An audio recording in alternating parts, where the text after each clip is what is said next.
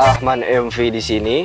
Hari ini saya mau berbagi informasi gimana sih caranya kalau kita mau balik nama kendaraan bermotor dari satu kota ke kota lain. Jadi istilahnya beda kota ya.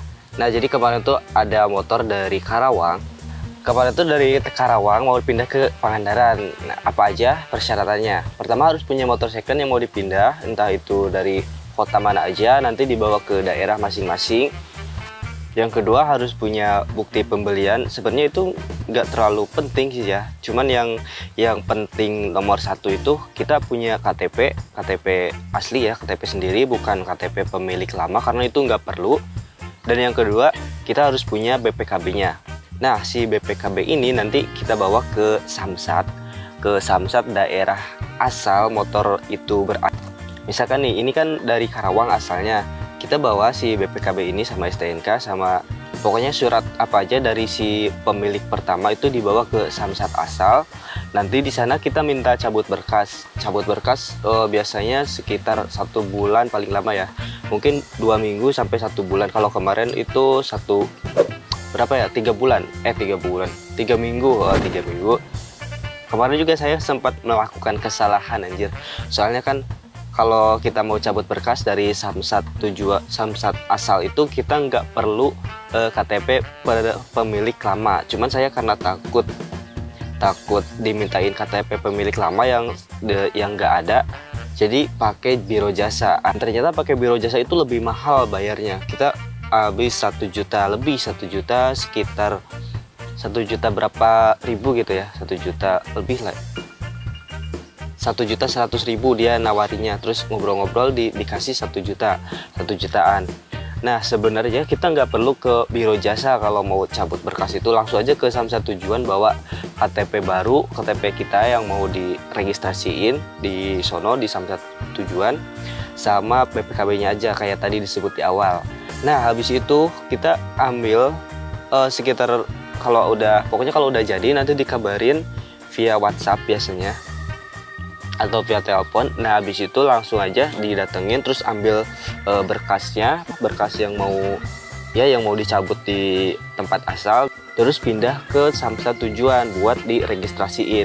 Nah, di Samsat tujuan kita masuk ke loket mutasi mutasi kendaraan keluar masuk, pokoknya ada di sana nanti.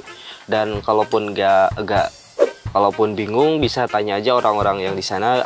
Ada tukang parkir, ada petugas yang di depan pintu, dan pokoknya tanya aja di sana kalau bingung. Soalnya kalau sebenarnya nggak bingung juga sih karena ada tulisannya mutasi masuk. Kita kasih aja berkasnya di situ. Nah, habis itu biasanya dimintain bayar 150.000. Cuman kemarin bayar berapa ya? Bayar 200 kalau nggak salah. Soalnya ada aja alasannya lah gitu.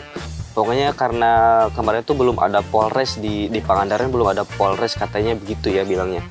Jadi mau dibantuin kolektif, jadi bayar 200.000. Habis itu kita nyerahin berkas yang mutasi dicabut dari Samsat asal. Terus kita cek ulang kode mesin, nomor rangka gitu ke tukang ngeceknya. Nanti di sana bayar 50.000 kalau kemarin ya. Soalnya bayarnya pelan-pelan di kamar di ruangan ya. 50A katanya gitu. Ini saya jujur aja nih, 50.000. Terus kita ke bagian BPKB, pokoknya ke kasir ya, ke kasir buat bayar surat-surat gitu. Habis 850.000 kemarin.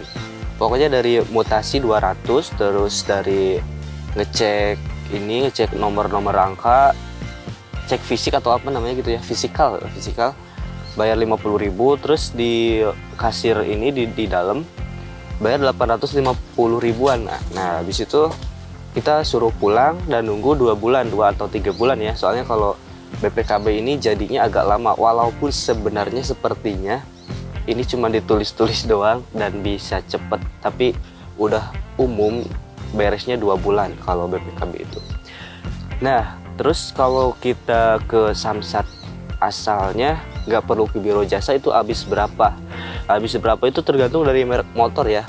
Misalnya ini kan saya pakai Aerox tipe S tahun 2018, itu habis 1 juta lebih pakai biro jasa. Kalau kita urus sendiri di sono palingan habis 800-700an. Itu kata si bapak yang ada di Samsat Pangandaran ini. Kan kita ngobrol-ngobrol dulu ya, kenapa ke Samsatnya malah ke biro jasa katanya gitu. Padahal kan gak usah ke biro jasa, langsung aja ke Samsat bilang mau cabut berkas gitu.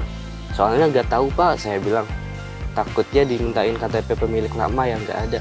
Oh itu nggak perlu, kalau mau cabut berkas itu, mau pindah itu, mau remutasi balik nama itu nggak perlu KTP pemilik lama, kata si bapak Samsatnya.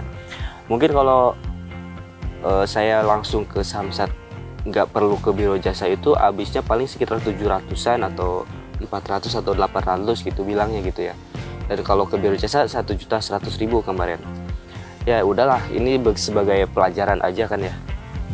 Dan saya juga pengen berbagi ke teman-teman semua yang ada di sini yang pengen balik nama gitu.